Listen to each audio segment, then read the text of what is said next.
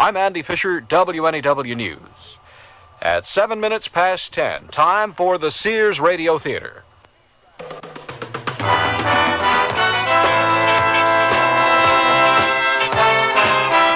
That's the theme from the Sears Radio Theater. Tonight is a love story with Cicely Tyson as your host. Here's a preview. I think Ernie's finally gone to sleep. I'm glad. Being trapped in this elevator has done something to him. It's done something to us all.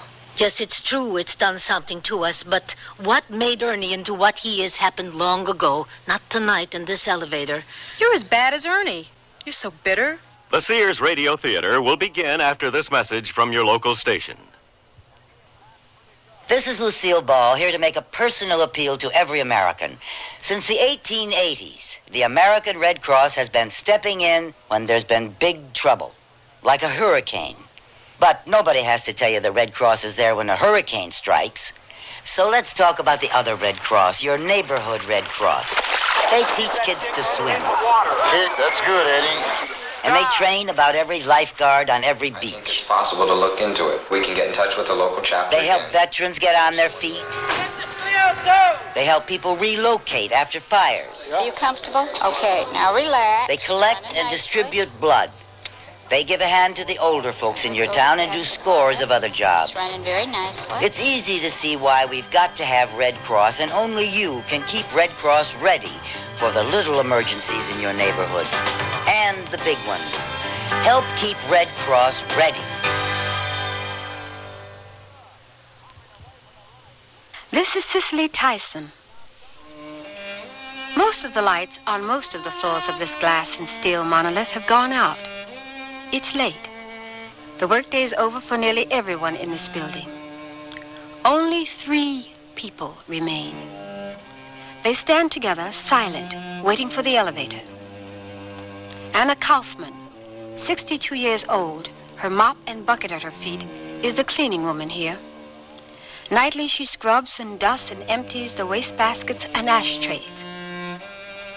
Ernie Matrano is adjusting the belt of his ill-fitting dark blue security officer's uniform. He shifts from foot to foot, pushing the elevator button every few seconds, unable to stay still for very long. Bonnie Albers stares straight ahead, unaware of her companions, thinking of the subway ride home. She's rehearsing in her mind how she will make sure she hasn't been followed before she steps inside her apartment building. Bonnie lives alone, and she's frightened. She carries her fears with her always and often works late at the office to avoid going home to the emptiness. And now it begins. Finally, these 3 silent people will speak.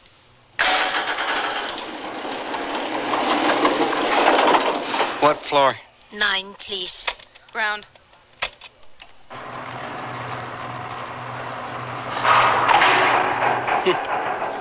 What's happened? We've stopped. I don't know. We're stuck. We're stuck in here. Just hold on. That's what this here alarm's for, you know. There's no one to hear. We're alone.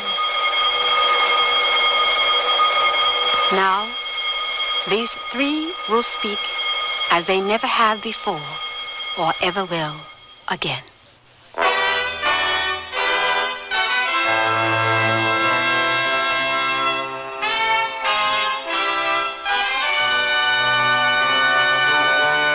Sears Radio Theater, a new adventure in radio listening. Brought to you 5 nights a week by Sears Roebuck and Company. Sears, where America shops. Your hosts, Lorne Green. I'll bring you stories of the Old West and the New. Andy Griffith with a look at the funny side of life. Vincent Price with tales of mystery and suspense. Cicely Tyson with stories about love, hate, and related things. Richard Widmark. I'll bring you stories of pure adventure. 5 nights of exceptional entertainment every week. Brought to you in Elliott Lewis production of the Sears Radio Theater.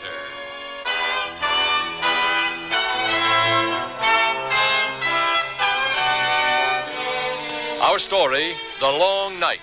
by Pamela Russell. Our stars, Naomi Stevens, Vic Perrin, and Jennifer Penny. I sell draperies at Sears. Yesterday, a lady came in and said that she'd been in and out of about every store in town looking for draperies and at this point didn't know what she wanted anymore. I asked questions about her tastes and decor and then made suggestions. She was thrilled. She found what she wanted and learned a little, too. It made me feel good to know that I helped her out. Sears people are friendly people who help you find what you want. Sears, Sears, Sears, where America shops. This spring for women, the fashion place at Sears suggests these up-to-date separates. They're comfortably casual, yet dressy and lighthearted enough to go anywhere this spring. Margaret mixes Sears texture blazer and the small collar striped shirt with trousers, while Wendy wears a shawl collar blouse and the slimmed-down dirndl skirt. Color coordinated, these great-looking separates will come together beautifully for you. Spring's mixable, matchable, up-to-date separates. Get them at most larger Sears retail stores. Convenience and security. The Sears Best Garage Door Opener is just that. Digital control lets you select your own key signal from 512 different transmitting codes. Sears Best Garage Door Opener has a vacation switch that'll lock out stray signals when you're away from home for long periods of time. Of course, when you're home, you won't have to get out of your car to open up that heavy door. Sears Best Garage Door Opener, featuring digital control, gives you convenience and helps you feel secure. Available at most larger Sears retail stores. When my brother was my age, being in style meant wearing old jeans and about a pound of dirt. But today, us guys are more sophisticated in our style. And that's why Sears has Style Works. A guy can pick up on the latest styles in jeans, tops, sweaters, and dressier clothes like vested suits. I can depend on the Style Works shop at Sears for just about everything to keep me looking great. And the prices? Pretty reasonable.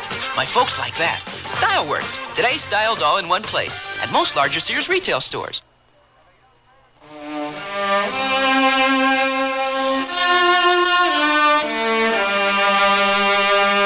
They stand in the unmoving elevator, these three. They've never before spoken, never before paid any particular attention to one another, probably never knew the others existed. Yet, here they are, locked together in a tiny room, a stalled elevator, in an enormous, dark office building. Everyone's gone home. There's no one to hear us. There's got to be somebody. Hey, somebody! Anybody! We're stuck in here. Hey, can anybody hear me? Hey, somebody! If they didn't hear the alarm, they won't hear you shouting. There is no one to hear. How do you know? How come you're so sure? You have a watch. What is the time? It's almost 10. Well, who else would be here on this floor on a Thursday night? Who else but people like you and me? People who clean and guard. Well, and what's she doing here, huh? What are you doing here? Well, there's always so much work in our office. Sometimes I stay late. Well, maybe there's somebody else around as hardworking as you, huh? Hey, somebody! We're stuck in here. Hey! I think there's something else you could do. Like what? I don't know. Fix it or something. That's real good. That's real good thinking. I'm a security guard, not an elevator repairman, you know. What about that telephone? You got me calling myself. This is a direct line down to the security desk on the ground floor, which is where I ought to be right now. Couldn't you crawl up through the shaft? Oh, you've been watching too many movies. I ain't Spider-Man, you know. I just thought that there might be something else you could do.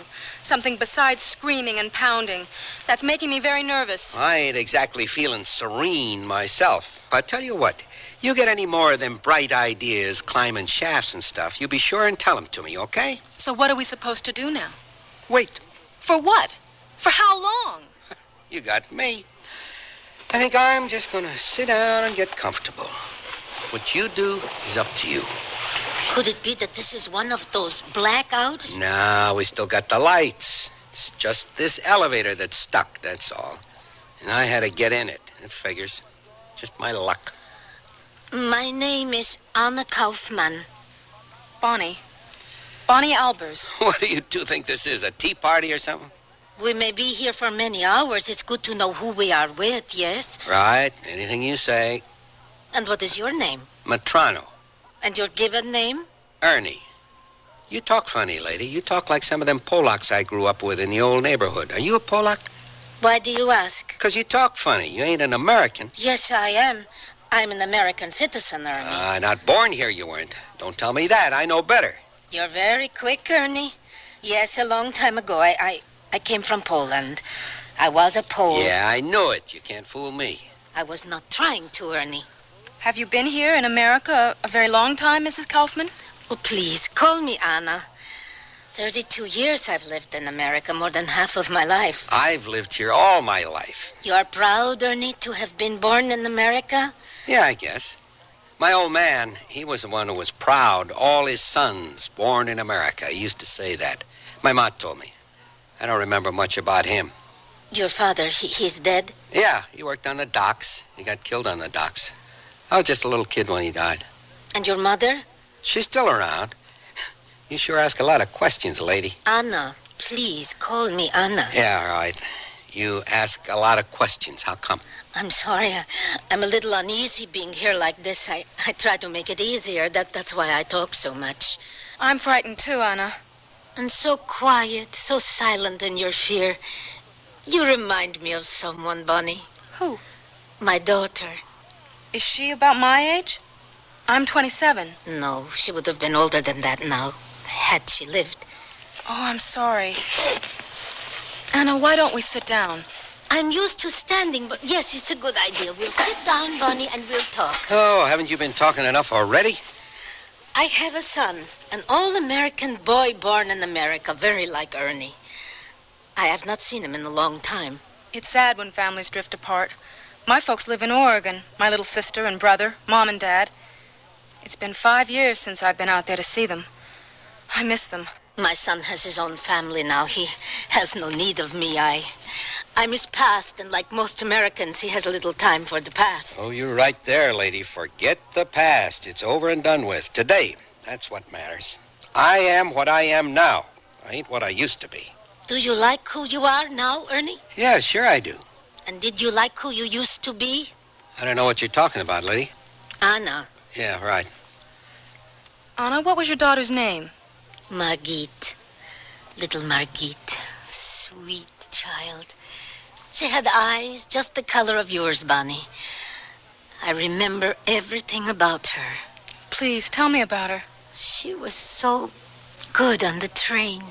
She never once cried.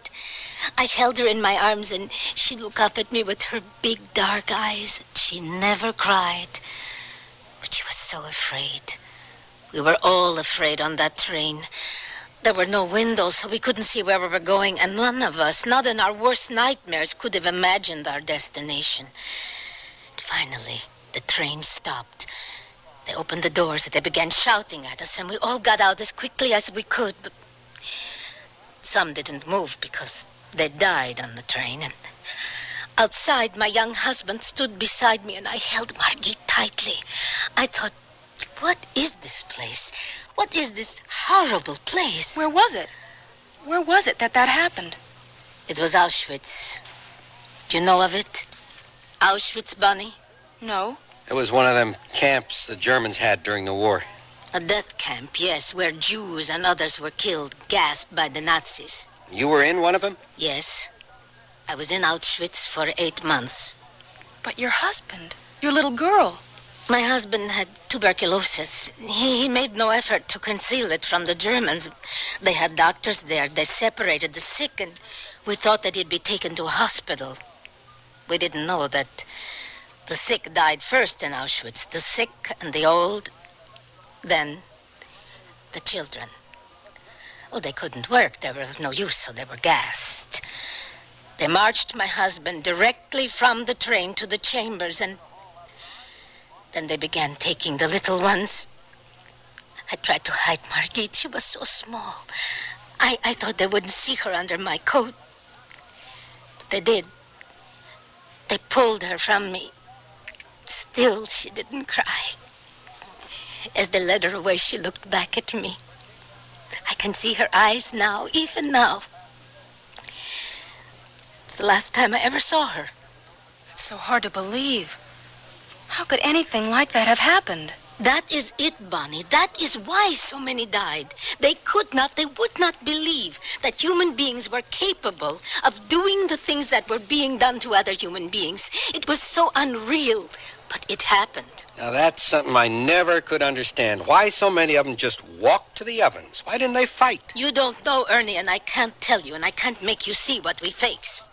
But I also cannot listen while you condemn all those who died. You don't know, Ernie, and you can't, but you must not condemn. Well, it's like I say, it's the past, you know. There ain't no use crying over spilt milk. Spilt milk? You're talking about millions of lives. Little children, innocent babies, millions of them murdered. That's too bad it had to happen. I'm real sorry for them kids, but it's more than 30 years ago. They're dead. There's no saving them now, lady. My name is Anna Kaufman. You will not call me lady. You will not take my name from me and give me a number as they did. I am Anna Kaufman. Okay. It's all right, Anna. It's all right now. Please don't cry. No, it's not all right, but I won't cry. I cried all of my tears many years ago. How did you get to America, Anna? I married an American soldier, the father of my son. Harold was a good man. He's gone now, too. He didn't understand either, Ernie. I was younger then. I tried to explain it to him, but there's no explaining it. There's no true understanding of it if you didn't live it. But at least it can be remembered. And what good is that going to do? If it's remembered, then it can't happen again. Nothing like that could ever happen in America anyway. No good at all comes from remembering stuff like that. Do you know, Ernie, that I can still see the faces of the German guards at Auschwitz? They look just like Americans. It would have been easier if they'd been devils with horns and tails, but they were just men. Some of them young boys. They wore uniforms and they followed orders. Well, you wore an army uniform once too, didn't you, Ernie? Huh? Stop jiggling your keys. I asked you, weren't you in the army? The tattoo on the back of your hand, it says Vietnam. Were you in Vietnam, Ernie? Yeah, I did a tour of duty in Nam. What of it? You went? You fought in Vietnam? Was there anything wrong with that? I was 18 when I got drafted. Listen, I was proud to do my duty. I want to get out of here. Why did you do that? You know there's no one to hear it. I got to get out of here. You two are driving me nuts. A couple of weirdos talking all the time about dying and killing and stuff like that. What's the matter with you? Nobody's done anything to you. Yeah? Well, I don't like the way she looks at me. Anna's not bothering you. Oh, yes, she is. She thinks I did something. She thinks I killed Goop women and kids, don't you? Did you, Ernie? I never did nothing like that. I never did. I got to get out of here. Somebody! Get me out of here! Somebody, anybody! I got to get out of here!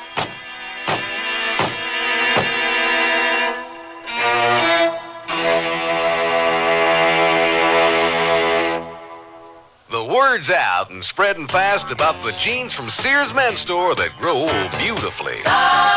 It's a sure sign they're feeling fine and feeling good. For the denim that keeps going strong a long time. Get them trim cut, regular cut, even get them pre-washed. The jeans that grow beautifully. Now at most Sears retail stores.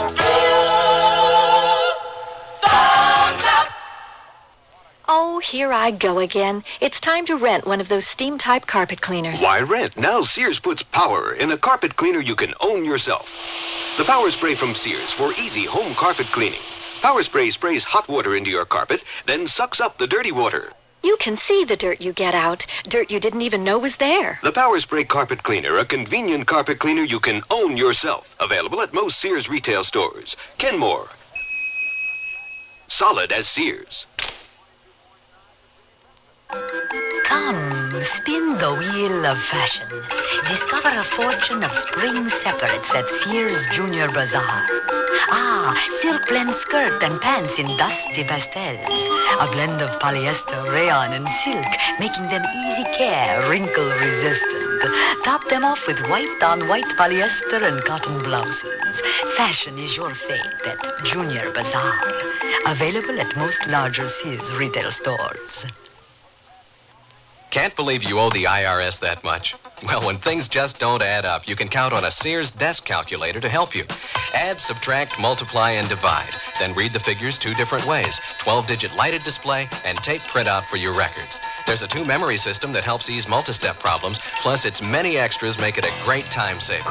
Now at most Sears retail stores. Sears 2-memory desk calculator. Cut $25, just $99.99 through March 10th. Prices and dates may vary in Alaska and Hawaii.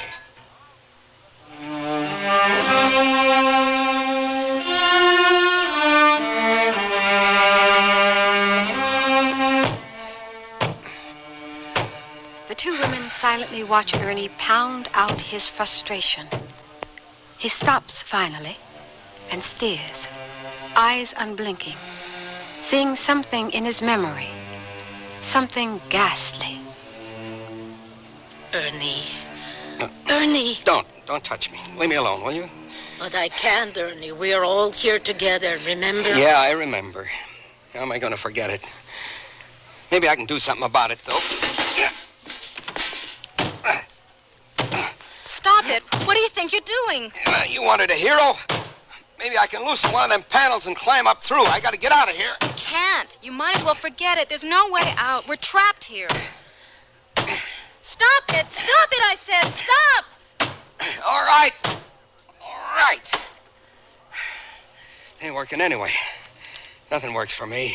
Me, a hero. Oh, that's pretty funny. What is the time now? It's almost midnight. And when will someone come and find us? My shift's over at 6. The guy that relieves me, Bascom, he's always late. One thing for sure, he won't know how to get us out of here. But he can get someone who will know. Oh, Bascom's as dumb as a lunch bucket, but yeah, he can probably find somebody. Maybe. Ernie, before, you were talking about when you were in the army. I don't want to talk about it. Why are you so rude? I ain't rude. I just mind my own business, and I expect other people to do the same. Anna, I'm sorry that I asked you about your daughter. I know how painful it must be for you to talk about it. No, Bonnie, it's good. It's not easy, but it helps me. It's good to know that someone listens, someone hears you. I know so little about those times. In school, they taught us dates and the names of battles and generals, but nothing about the camps and what people suffered in them. Some people want to believe that if they don't talk about something, then it never happened. They hope their silence will make it disappear. Do you believe, Anna, it could ever happen here? I believe it could happen anywhere, even here. Oh, come on. We ain't Nazis or whatever. Them Krauts, they was born knowing how to follow orders and stuff. They do what they're told. So some crazy guy like Hitler comes along and tells them to start killing people, and they do it. Well, we ain't Krauts here. We're Americans. Nothing like that could ever happen here. You're so sure of that, Ernie? Yes, I am. Perhaps it could not happen in America, but do you think that Americans are not capable of doing what the Germans did somewhere else? Not here, not home in America, but in a place like Vietnam? I told you I didn't want to talk about Nam, about the army. I told you that. Why don't you just try and get some sleep, Ernie? We all should. We won't talk anymore. No, she wants to talk, don't you? Anna. She wants to hear all about Vietnam. She wants me to spill my guts, don't you, Anna? No, Ernie, you want to. You need to, very badly. I don't need nothing or nobody. Yes, you do. We all do. Not me. Nobody never helped me. Nobody never gave me a break. My old man, he got croaked before I ever knew him. And my ma, all she ever did was yell at me like it was my fault or something. Well, I didn't want him to die and leave us. It wasn't my fault. I've been alone my whole life. And I like it like that. You hear me? I like to be alone. All right, we believe you. I don't believe that you like being alone, Ernie. Being lonely. I ain't lonely. Why don't you get off my back? What do you want from me anyway? I don't have any stories like yours to tell about people dying and getting killed, kids and people. I don't have any stories like that. No, not everyone has stories like mine, Ernie. I'm very happy they don't. Yeah? Well, I don't know. You hit me as the type that likes misery, sort of like my ma. You're too smart to be a cleaning lady. You could have done something else if you wanted to. Maybe you like being miserable, feeling sorry for yourself, wanting everybody else to feel sorry for you, too. That's not true. How do you know? Who are you defending? You don't know her. Neither do you. You're just so bitter you can't see anything but bad. I've seen guys like you. I've worked in a veterans hospital. Oh, yeah? Couple afternoons a week and Sundays maybe, I'll bet, huh? Cute little volunteer do-gooder. Come for a few hours, make yourself feel real good about yourself, and then leave it all behind. You've seen guys like me, huh? Well, I've seen little girls like you. I was in one of them hospitals. Were you wounded, Ernie? Always with the questions. No, I didn't get shot. I went nuts. Tried psycho. I was in the psycho ward. They didn't let little girls like you visit there. Not on afternoons, not on Sunday, not never. But I seen you. I seen you making nice with the respectable guys, the guys in wheelchairs or blind or with hooks for hands. I worked with the mental patients, too, Ernie. Oh, did you? I'll bet you really helped them a lot, too. Huh? I did what I could. Some of them guys were just playing at being nuts, you know? You ever run into any of them that was just playing at it? Yes. I bet you thought they was real smart, them guys that was playing crazy to get out of going over. Huh? No, I didn't think they were very smart. But I could understand why they did what they did. I wouldn't have wanted to go either. Yeah, but you didn't have to worry about it because you ain't a man. Sure is a broad's world. I don't know about that. Well, I do. Oh, I tell you, I was glad to get out of that place. I'll be almost as glad when I get out of this here elevator. There was this one guy in the hospital, you know. He thought he was a snake.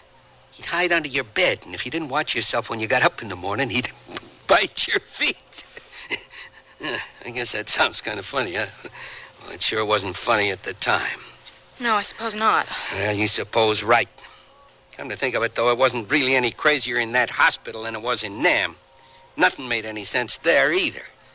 And those gooks, there was no figuring them. They all looked the same, they all dressed the same. Some old gook grandma'd be coming down the road, and she'd reach into her old baggy coat and bring out a machine gun, and you were dead. Grandma'd run off into the jungle, and he'd never find her. And there's Andy. Never knew what hit him, lying in the road, bleeding like a stuck pig, dying. And for what? For what? I don't know. You and me both. Who was Andy? How'd you know about Andy? You just said his name. Who was he? Oh, just a guy I knew. He died? Yeah. He was a friend of yours? I told you, he was a guy I knew. He was not your friend, Ernie? Why do you keep harping at me? I knew him, okay? Anna, I don't think Ernie wants to talk about it anymore. I never did, you know.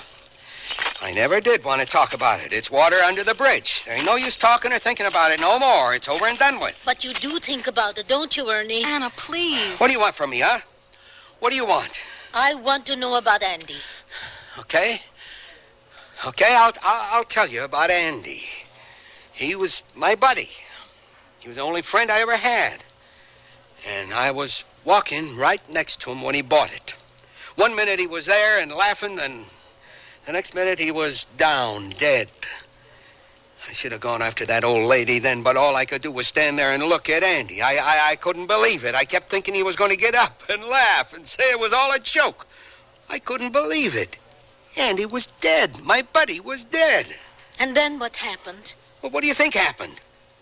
They shipped him home in a shiny box all wrapped up in a pretty flag. And they put you in the hospital then? No, that was later, after we went into that village. It was later, Ernie? No, it was then, right after Andy got it. I went kind of nutso for a while. They sent me back to the States to a hospital.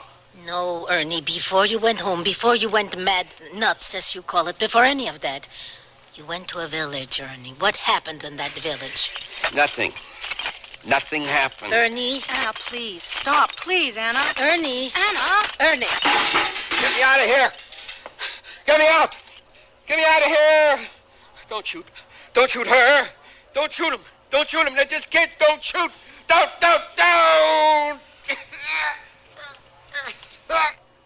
Ernie. Ernie. Come. Sit down. It was just a crummy little place. Not fit for pigs, much less people. Word come down there was Viet Cong hidden there. And that they was operating out of this village. We went in to find him. I don't know how it started. All of a sudden, everybody was shooting. It was like, I don't know, like they got a taste of it or something. I didn't want to do it. But there was this old lady, and she was running, and her old coat was flopping around, and she looked just like the one that killed Andy. So I took aim, real careful, and I shot her. She fell, and I ran over to her, and I shot her again, and again, and again, and again. And I don't know why I kept firing like that. I didn't mean to. It was all a mistake. I didn't really want to kill that old lady. Yes, you did, Ernie. Anna! Now, don't you say that to me. Don't you ever say that to me.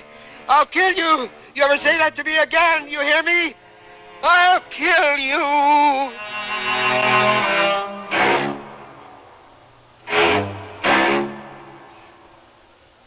Sears Radio Theater will return after this message from your local station.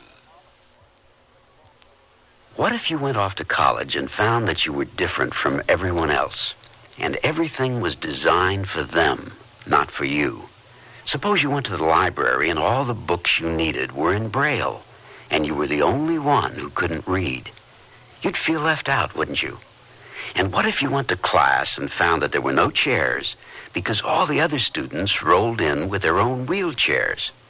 Suppose one of your professors gave his lectures talking with his hands, only his hands, and everyone understood sign language except you. You'd think it wasn't fair.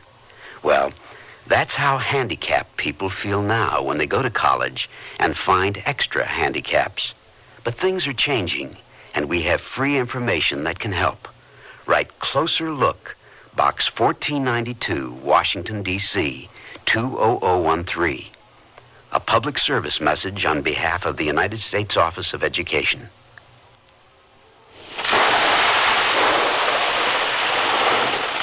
There's a million stories in this city, and it's my job to see they have happy endings. I'm Sam Hart. I was working the warehouse district with Shorty and Kitten on a bleary-eyed 4 a.m. Wednesday. Walking down an alley, I could swear I was being followed. I turned a corner and waited. Nothing. As I moved on, I felt a sudden fullness, pressure in my chest. I felt nauseous. Somehow I knew that the big one, heart attack, had caught up to me. Shorty! Shorty! Hart, it can't be. Kitten, call for help. I'm starting CPR. I'm gone already. Without Kitten and Shorty around the corner, I would have taken the deep 6. You think it'll never happen to you, but I had it coming. I knew I had high blood pressure, but I wasn't taking my medicine. A lot of people don't. Contact your American Heart Association for information on heart attack and high blood pressure. They're fighting for your life.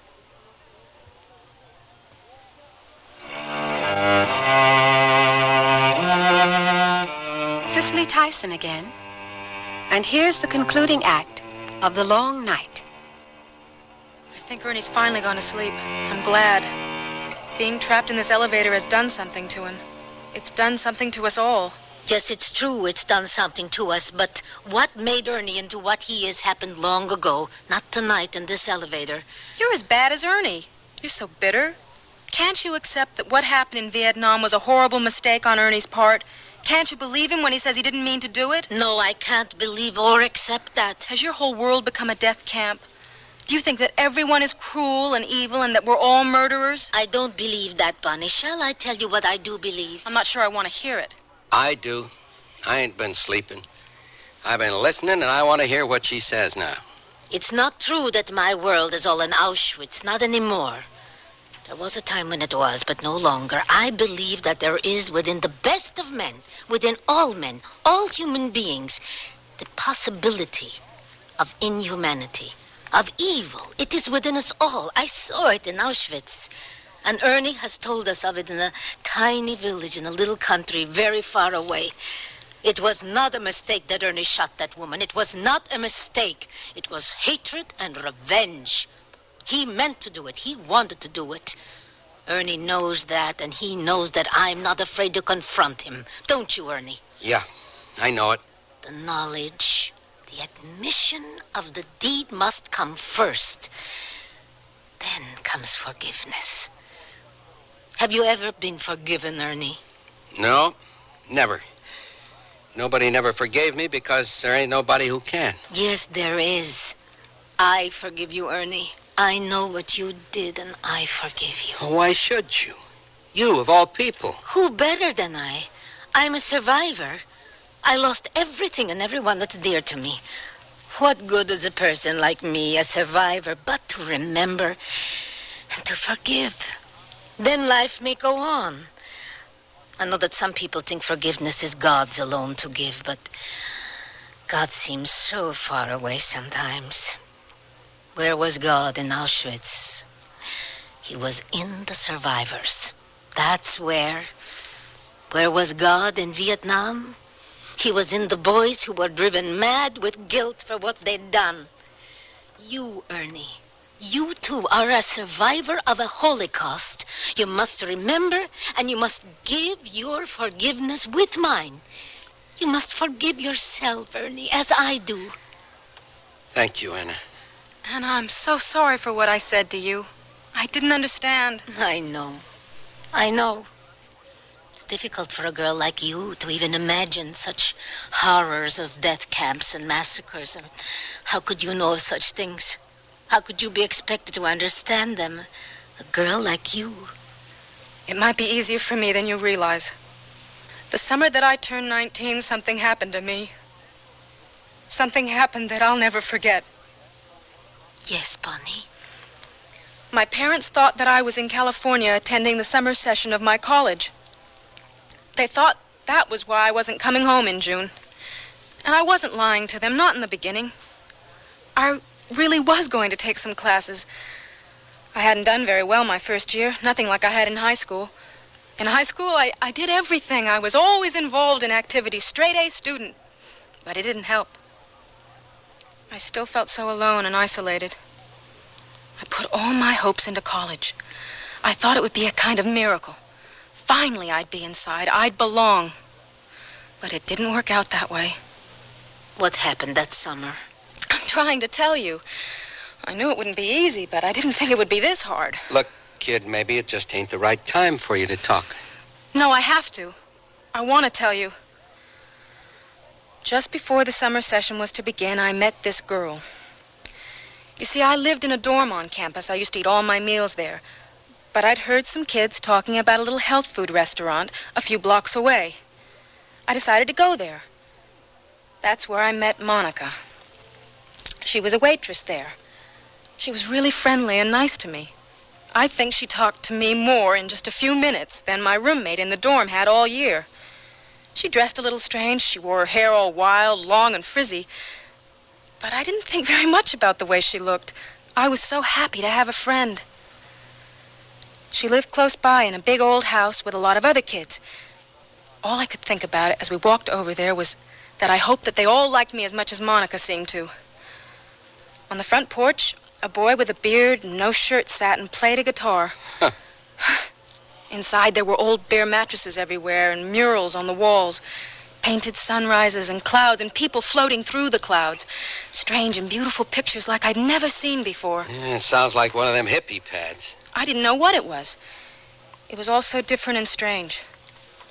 I guess I was pretty backward coming from Oregon. My hometown was such a little out-of-the-way place. We didn't know what a hippie was. Oh, sure, we saw the news on television, student riots, and people burning their draft cards. But that was television. It was hard for me to believe there really were people like that. Anyway, Monica and I sat on one of those mattresses and talked for hours. I should say I talked. Monica listened. Nobody had ever really listened to me before. Then this man came up and sat down between Monica and me. He had long hair and a mustache, but he looked different, older. There was something in his eyes. He just sat there and watched me. When he left, Monica turned to me and smiled. "That was Larry," she said. "And you're in if you want to be." I didn't have to ask what she meant. I moved into the house that night. I didn't attend any classes that summer. This man you speak of, his name was Larry? Yes. And his last name? I didn't know it at first. Monica never mentioned it. Everyone just called him Larry, that was all. I didn't know his last name then. But you know it now, Bonnie. Yes, I know it. So, what's the big deal? What was his name anyway? Who even cares? He was just some hippie creep. No. Larry was more than that. Much more. Not just a creep. Worse than that. And not a hippie. The hippies preach love, remember? Larry preached something very different. Anna knows, don't you, Anna? You know his name. Yes, I think that I do. Then why don't you say it? No, Bonnie. I think it's for you to say. Larry. Larry Jordan. Larry Jordan, he was the guy who... Murdered 12 people. He gave the orders to do it, and his orders were always obeyed. Believe me, I know. But you weren't... you didn't... Kill for him? No, I didn't. I left that house before anyone died, but I didn't leave it soon enough. I went home to Oregon. I didn't return to school that fall. And in December, just before Christmas, the stories of the murders began to break in the papers. At first, I couldn't believe it. But then I knew it was true. I never told my folks or anyone about that summer. Until now. But you never really did nothing to blame yourself for. But I lived there with those people, those horrible people. I could be in prison right now like Monica is. Monica, who was always giggling and playing with her silver puzzle ring, in prison for stabbing 3 people to death. That could have been me. I could have stayed. You could have, but you did not. Still, I felt marked, spoiled by what had happened. I quit college. It was as if I felt I didn't deserve to go.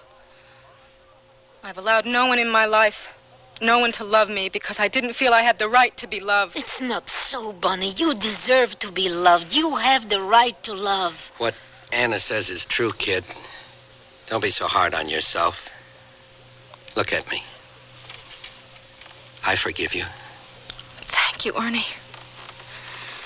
Anna. It's been a long night.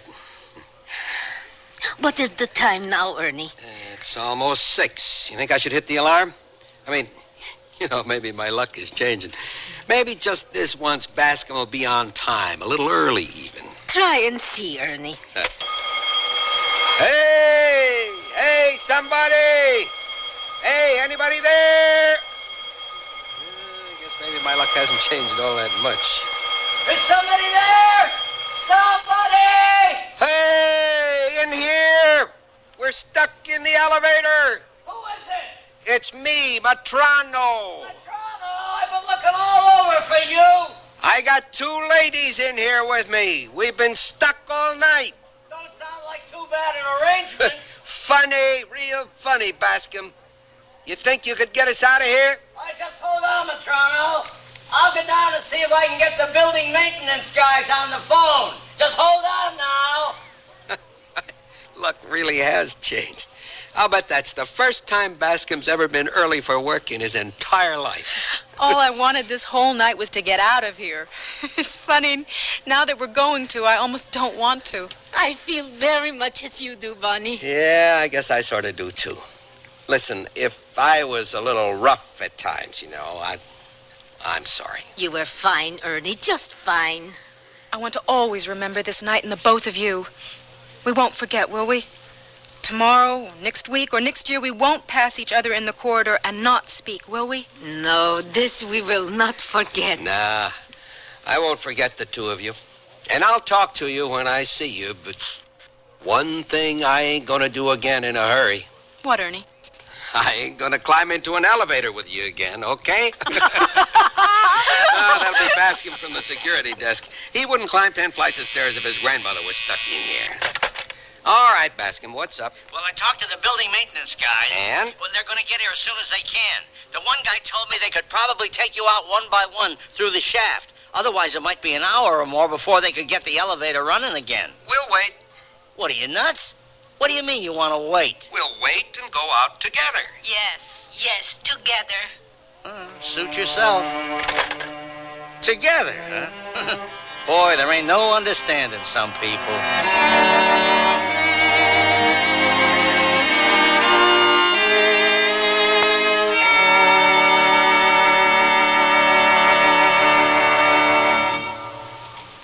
I can't can't believe they can do it for $19.99. Installed? The aluminized Sears muzzler is only $19.99 installed. And listen to the muzzler promise. Sears promises that the muzzler will last as long as you own your American-made car. Or return it for refund or replacement free. And if Sears installed it, they'll install the new one free. Well, you can't beat that. I think it's fantastic. It's a great promise. The muzzler, just $19.99 installed. Clamps if needed, 99 cents each extra. Sizes to fit most American-made cars. Prices may vary in Alaska and Hawaii at most Sears Tire and Auto Centers.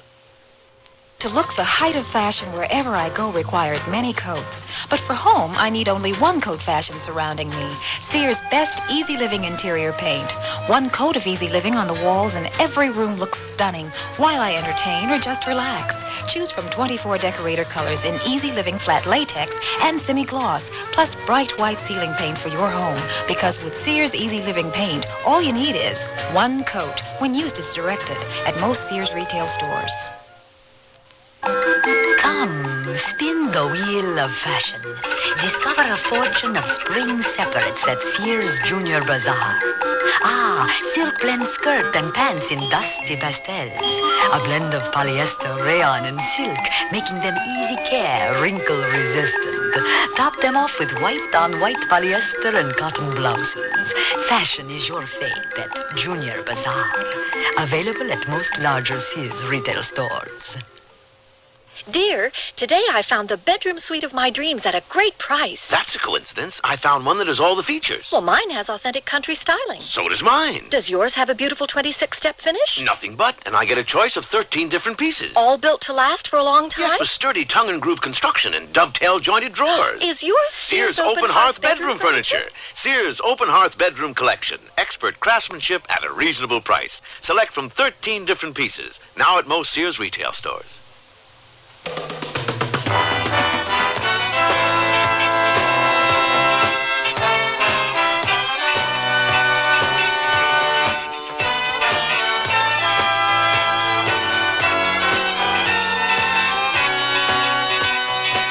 You've been listening to Sears Radio Theater, brought to you 5 nights a week by Sears Roebuck and Company.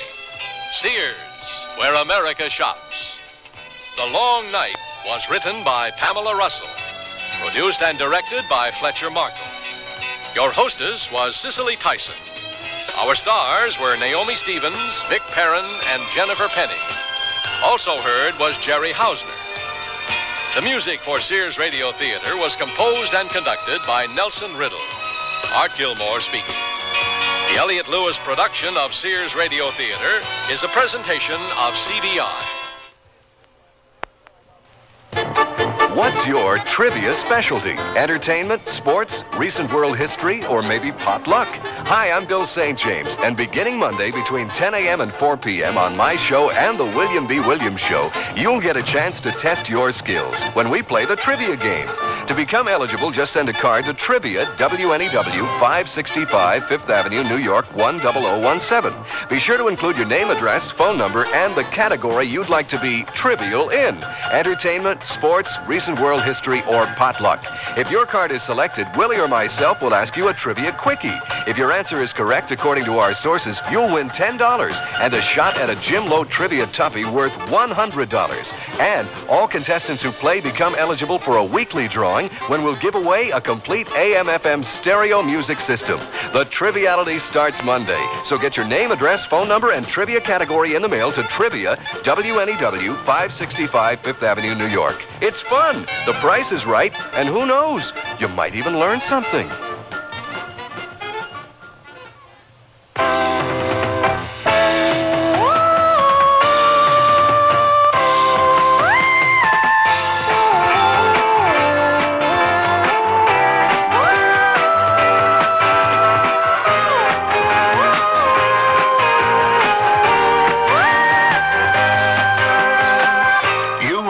Traveler, and you know there are certain foods, plants, and animal products you can't bring back to the U.S. You can't because they're prohibited.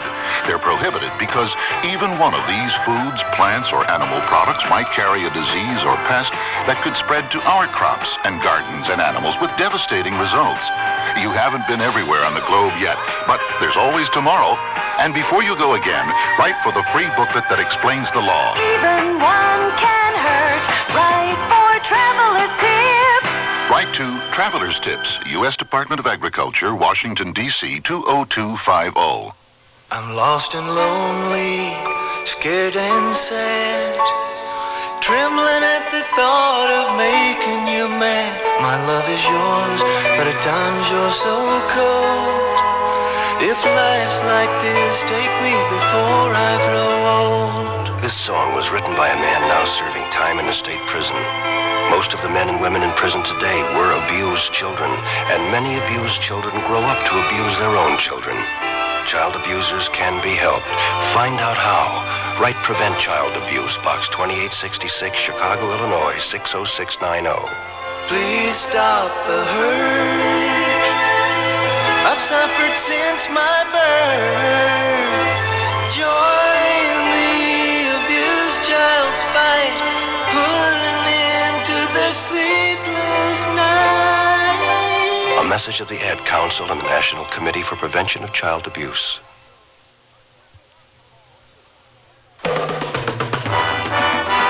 Tomorrow, the Sears Radio Theater is an adventure story with Richard Widmark as your host. Let's listen. Did you get that, Mr. McGuffey? McGuffey. Get what? I said the opium shipment will put in at Djibouti instead of Mombasa. So be sure and tune in tomorrow to the Sears Radio Theater.